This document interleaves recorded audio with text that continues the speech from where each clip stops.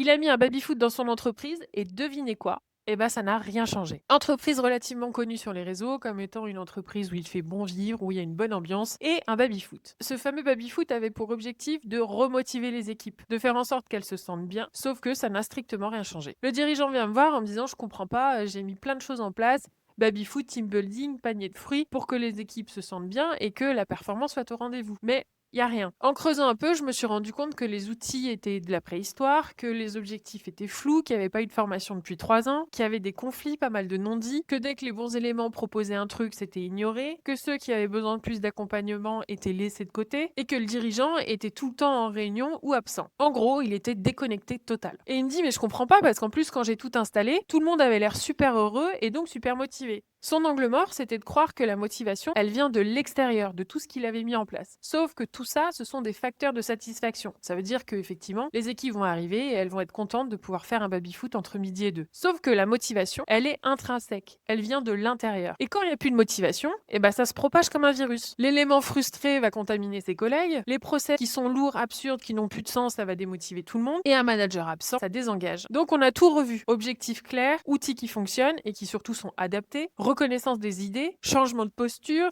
réorganisation, bref, plein de petites choses qui ont fait qu'en 3 mois, l'énergie est revenue. Pas parce qu'il a recruté, pas parce qu'il a fait un team building, mais parce qu'en fait, il est allé chercher la problématique à la source. Il est allé voir ce qui tuait la motivation. Donc la plupart du temps, si vos équipes sont démotivées, c'est pas seulement lié à Michel qui fout le bordel, c'est qu'ils sont coincés dans un système dont vous êtes le responsable.